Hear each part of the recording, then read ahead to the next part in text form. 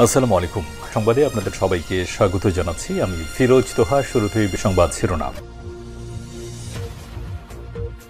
বাংলাদেশের সর্বশেষ গুরুত্বপূর্ণ আপডেট সংবাদ আপনাকে স্বাগত। শুরুতেই সংবাদ শিরোনাম, পরে বিস্তারিত। শুরুতেই জানাবো, ভারতের সহকারী হাইকমিশনে হামলার ঘটনায় উত্তাল ঢাবি। ভারতের আগরতলায় বাংলাদেশ সহকারী হাইকমিশনে হামলার প্রতিবাদে ঢাকায় বিক্ষোভ করছে কয়েক হাজার মানুষ। এরপর জানাবো, মক্কা আলমগীরের হাতেই শুরু হাসিনা প্রশাসনের পতন। অর্থনৈতিক পরিস্থিতি বিষয়ক শ্বেতপত্র প্রণয়ন কমিটির আনুষ্ঠানিক সংবাদ সম্মেলনে সোমবার কমিটির প্রধান ড দেবপ্রিয় ভট্টাচার্য বলেছেন, আওয়ামী লীগ সরকারের আমলে দেশকে চামচা পুঁজিবাদ থেকে চোরতন্ত্রে পরিণত করা হয়েছিল। এদিকে ত্রিপুরায় বাংলাদেশিদের জন্য হোটেল বুকিং বন্ধ, খাবারও মিলবে না রেস্টুরেন্টে। বাংলাদেশি পর্যটকদের জন্য ত্রিপুরাতে সাময়িকভাবে হোটেল বুকিং বন্ধ করে দেওয়া হয়েছে।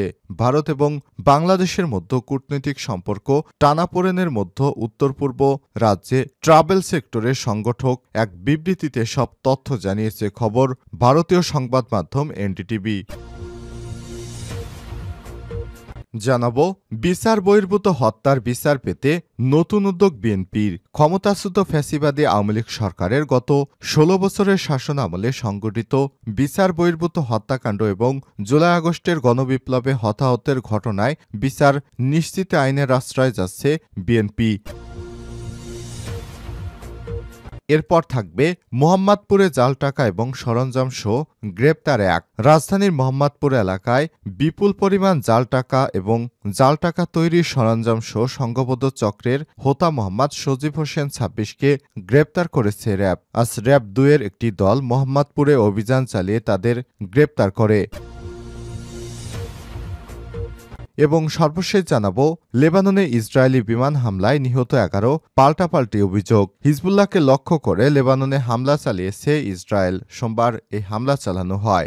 গত সপ্তাহে হিজবুল্লাহ এবং ইসরায়েলের মধ্যে যুদ্ধবিরতি হলেও উভয় পক্ষের বিরুদ্ধে তা লঙ্ঘনের অভিযোগ ওঠে। খবর বিবিসির। দক্ষিণ লেবাননের ২টি গ্রামে ইসরায়েলি হামলায় ৯ জন নিহত হয়েছে। দেশটির স্বাস্থ্য মন্ত্রণালয় সব তথ্য জানিয়েছে। তবে আল জাজিরার প্রতিবেদনে বলা হয়েছে হামলায় ১১ জন নিহত হয়েছেন। প্রিয় দর্শক, এতক্ষণ শুনছিলেন সংবাদ শিরোনাম, এবারে বিস্তারিত। তবে তার আগে বন্ধুরা, অনুরোধ থাকবে এই সংবাদটিতে একটি লাইক দিন। এই চ্যানেলে আপনি নতুন হয়ে থাকলে আমাদের সংবাদটি দেখতে দেখতে চ্যানেলটি সাবস্ক্রাইব করে রাখুন। কমেন্ট করে আপনার মূল্যবান মতামত জানিয়ে দিন বন্ধুরা, আপনি বিশ্বের কোন দেশ থেকে বা বাংলাদেশের কোন স্থান থেকে আমাদের সংবাদটি দেখছেন এবং শুনছেন। এবারে বিস্তারিত।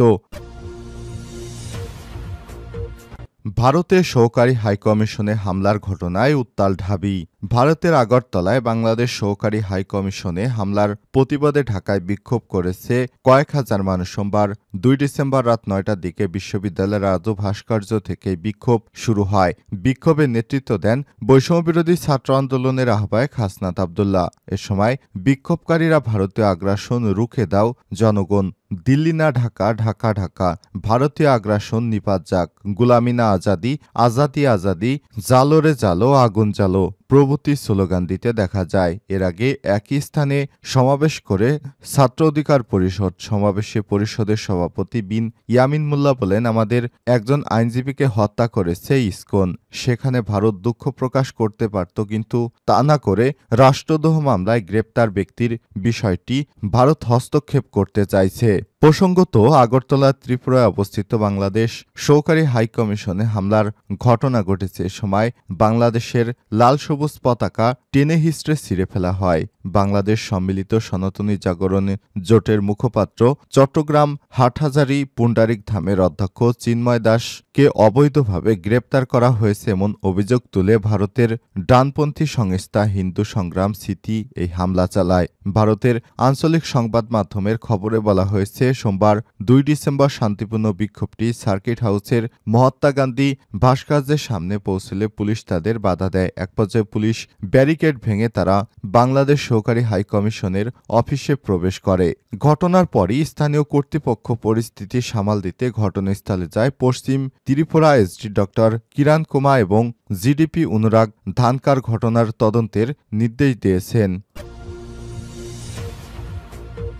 মক্কা আলমগীরের হাতেই শুরু হাসিনা প্রশাসনের পতন। অর্থনৈতিক পরিস্থিতিতে শ্বেতপত্র প্রণয়ন কমিটির আনুষ্ঠানিক সংবাদ সম্মেলনে গতকাল সোমবার কমিটির প্রধান ড দেবপ্রিয় ভট্টাচার্য বলেছেন, আওয়ামী লীগের আমলে দেশকে চামচা পুঁজিবাদ থেকে চোরতন্ত্রে পরিণত করা হয়েছে। আইনসভা, নির্বাহী বিভাগসহ সবাই গোষ্ঠীবদ্ধ হয়ে চুরিতে অংশগ্রহণ করেছে। এটাই চোরতন্ত্র। এজন্য রাজনৈতিক, ব্যবসায়িক এবং উর্দিপড়া কিংবা উর্দি ছাড়া আমলারা সহযোগিতা করেছে। এই চোরতন্ত্রের উৎস 2018 সালে নির্বাচন। গত 15.5 বছরে রাজনীতিকদের চেয়ে আমলারা বেশি দুর্নীতিগ্রস্ত ছিলেন বলে মনে করে শ্বেতপত্র প্রণয়ন কমিটি। জনপ্রশাসন বিশেষজ্ঞ ও সংশ্লিষ্টরা বলছেন, আমলাতন্ত্রের মাধ্যমে প্রশাসনের পতন শুরু হয় মূলত 1996 সালে শেখ হাসিনার প্রথম শাসনামলে। সেই সময় থেকেই আমলাতন্ত্র রাজনীতিতে শক্ত ঘাঁটি গেড়ে বসে। আর 2009 সাল থেকে শেখ হাসিনা বিগত 15.5 বছরের শাসনামলে আমলাতন্ত্র হয়ে ওঠে ক্ষমতার ভরকেন্দ্র। বিতর্কিত 3টি নির্বাচনের প্রধান কারিগর ও প্রশাসনের আওয়ামীপন্থী আমলারা। 1996 সালে বিএনপি সরকারের শেষ সময়ে সচিবালয়ে আওয়ামীপন্থী কিছু আমলাকে নিয়ে গঠিত হয় জনতার মঞ্চ। এই মঞ্চ গঠনের প্রধান কুশীলব ছিলেন তৎকালীন পরিকল্পনা কমিশনের সদস্য সচিব ড মহিউদ্দিন খান আলমগীর। পরে আওয়ামী লীগ ক্ষমতা এলে তার হাত ধরে প্রশাসন দলীয়করণ, স্বজনপ্রীতি এবং দুর্নীতির মহোৎসবের সূচনা হয়। আওয়ামী লীগ সরকার গঠন করলে শেখ হাসিনা জনতার মঞ্চ গঠনের পুরস্কার হিসেবে মখা আলমগীরকে প্রতিমন্ত্রী বানান। এছাড়া মঞ্চে যোগদানকারী অন্যান্য কর্মকর্তাকেও বড় বড় দপ্তরে বসিয়েছিলেন হাসিনা। তাদের পুরস্কৃত করার পর অন্য আমলারাও একে অপরে নিজেদের রাজনীতি এবং দুর্নীতিতে জড়ান। আর ক্ষমতাচ্যুত সাবেক প্রধানমন্ত্রী শেখ হাসিনা, রাজনৈতিক উপদেষ্টা ও সাবেক মন্ত্রিপরিষদ সচিব HTM ইমাম ব্রাতো প্রশাসনের দুর্নীতি ও রাজনীতির প্রাতিষ্ঠানিক রূপ দিয়ে যান। প্রশাসনকে বিশ্লেষণ সাবেক, বর্তমান একাধিক আমলা এবং রাজনীতিবিদরা এমনটাই মনে করেন। ত্রিপুরায় বাংলাদেশিদের জন্য হোটেল বুকিং বন্ধ, খাবারও মিলবে না রেস্টুরেন্টে। বাংলাদেশি পর্যটকদের জন্য এবার ত্রিপুরাতে সাময়িকভাবে হোটেল বুকিং বন্ধ করে দেওয়া হয়েছে। ভারত এবং বাংলাদেশের কূটনৈতিক সম্পর্ক টানাপোড়েনের মধ্যে উত্তর পূর্ব রাজ্য ট্রাভেল সেক্টরের সংগঠন এক বিবৃতিতে সব তথ্য জানায়। বাংলাদেশি পর্যটকদের জন্য হোটেল রুম বুকিং বাতিলের পাশাপাশি রেস্টুরেন্ট এবং খাবার সরবরাহ করা হবে না বলে জানানো হয়েছে। All Tripura hotel and restaurant মালিক সংগঠন এক বিবৃতিতে সব তথ্য জানিয়েছে। গতকাল সোমবার 2 ডিসেম্বর শত শত লোক ত্রিপুরার রাজধানী আগরতলায় অবস্থিত বাংলাদেশের সহকারী দূতাবাস এ প্রবেশ করে হামলা চালায়। এরপরই ত্রিপুরা হোটেল অ্যান্ড রেস্টুরেন্টের মালিক সংগঠনের পক্ষ থেকে এমন বিবৃতি দেওয়া হয়। ইসকনের সাবেক নেতা চিন্ময় দাসকে গ্রেপ্তারের প্রতিবাদে উগ্র ভারতীয়রা বাংলাদেশের দূতাবাসে হামলা চালিয়ে প্রায় 50-এর অধিক লোকজন ঢুকে আগরতলায় বাংলাদেশি দূতাবাসে হামলা চালায়। এ সময় দূতাবাসের কর্মকর্তারা আতঙ্কিত হয়ে পড়েন।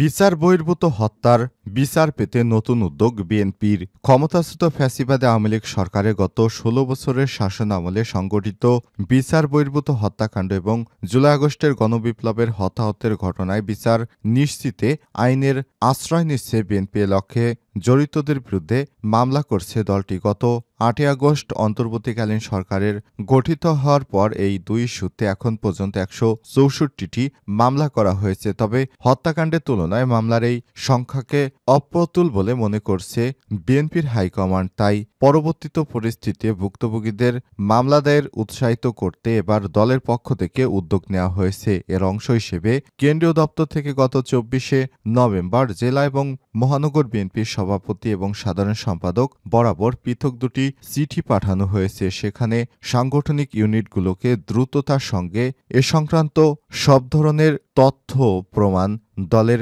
কেন্দ্রীয় কার্যালয়ে পাঠাতে বলা হয়েছে।